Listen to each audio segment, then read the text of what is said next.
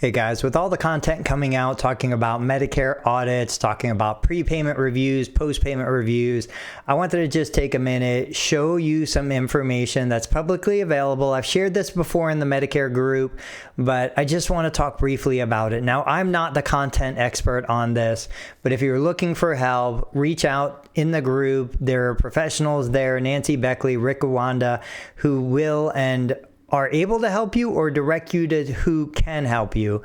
But tonight I wanted to talk about the CERT, Comprehensive Error Rate Testing Program. And I'm just going to share a couple resources. I'll post the links down in the description of this video. But basically what this is required by federal agencies to review annually review programs they administer in order to reduce and recover improper payments. So let's talk just kind of briefly. Let me jump down here. Improper payment error categories, definitions and examples, and I'll show you kind of the breakdown. But basically, number one, they're looking at insufficient documentation, right? So this would be medical documentation submitted is inadequate to support payment. It could not be concluded that the billed services were provided at the level billed and or were even medically necessary. A specific documentation element that is required as a condition of payment is missing. For example, in the world of PTOTSLP, maybe you do not have a signature on file certifying your plan of care. That would be a missing element, for example. Another category would be medical necessity. So, for example, services billed were not medically necessary based upon Medicare coverage guidelines. And then they give you some examples out here on the far right. This one says a provider billed for an inpatient rehabilitation facility stay. There was not a reasonable expectation that the beneficiary was able to benefit from the intensive rehab program because she was completely independent. These are the kinds of things that I want you to consider when you're doing your initial evaluation, regardless of discipline. What are we treating? What requires the skills of a therapist? Did this individual dress themselves, bathe themselves, drive themselves to your clinic? There are a lot of questions that need to be answered when you're determining medical necessity for continuation of services. Pretty much the initial evaluation, especially when ordered by a physician, is always medically necessary. But once we take that into the plan of care and follow-up treatment, I think the requirement to support medical necessity significantly rises. Incorrect coding is the next category. For example, a different code than what was billed. Now, if you don't have an internal audit policy, we review every account upon discharge. We make sure that every claim that was submitted, we have a checklist for everything, but every claim that's submitted matches the services that were provided. The chart record matches the CMS 1500. We reconcile all of the accounts before we actually close and discharge the chart. Everybody makes mistakes. Nobody expects you to be perfect, but where you run into trouble is if you don't have a system in place to identify the mistake, resolve the mistake, and then prevent the mistake from happening again. That's where the real importance comes in. Other incorrect coding issues would be like the service was performed by someone other than the billing provider.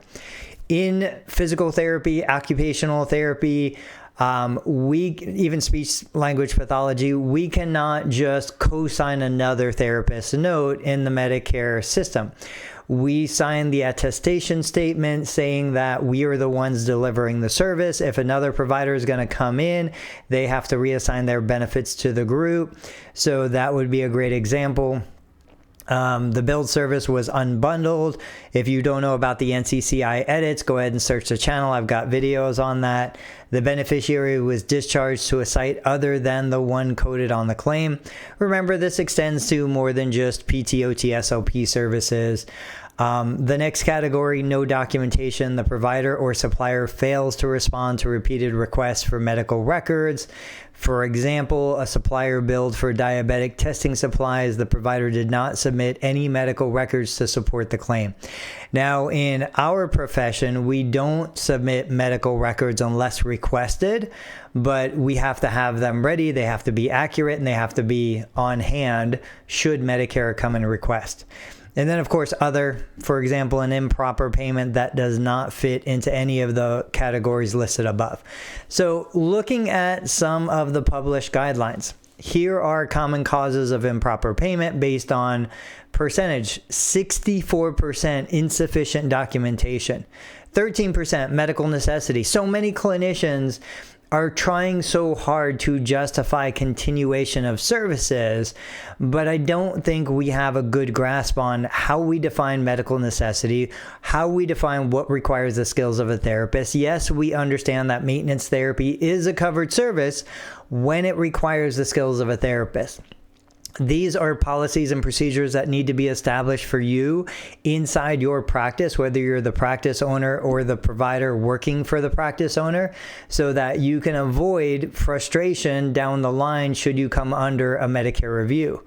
But I think these are, 64% for insufficient documentation is just crazy. So we're about to wrap up this video. I want you to think to yourself, what do you think are, not just in rehab, but what do you think are the most common procedures that are showing up with overpayment problems in what we do? Because guess what? 2019, 2020, 2021, we continue to have procedures in the top 20 list. So let's go from 2019. I'm going to pull the top 20 from 2019. I'm going to zoom in here so maybe you guys can see this with me. Right here near the top, therapeutic exercise, 97110.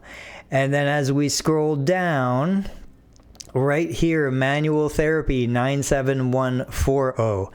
So in 2019, at least from my, physical therapy perspective, two of our probably most popular, I guarantee that's my most common procedure codes, are in the top 20 services specifically dealing with overpayment issues. We go to 2000, that was 2019. 2020, zoom in.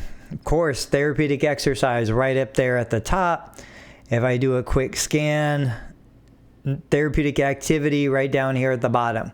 Manual therapy is on the list as well, right there in the middle. So we have three of our most commonly utilized procedure codes also happen to be three codes that are in the top 20 for overpayment issues.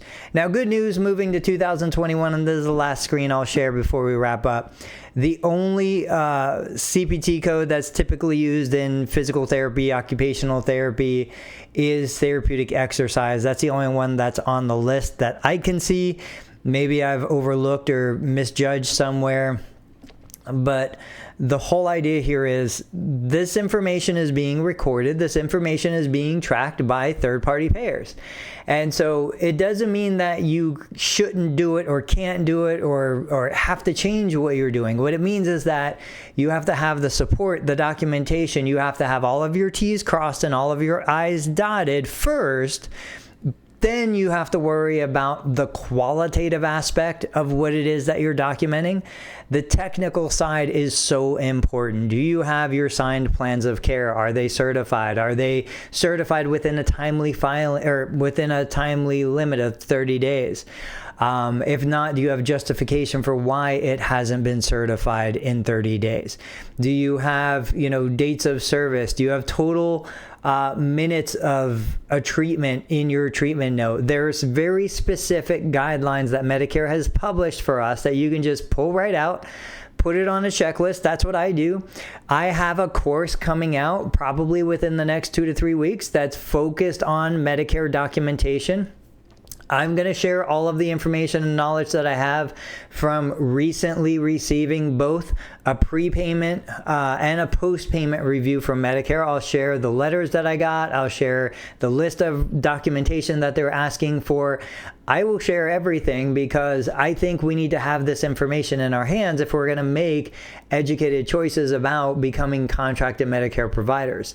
I will also share my system that I think is relatively well created, that allows a reviewer to go through the checklist of the required information and recommended information that they're looking for, and very systematically, logically understand, okay, here is the plan of care, here is the initial evaluation, these are the progress reports, here's the discharge summary, these are the treatment notes, and this is how everything follows the guidelines.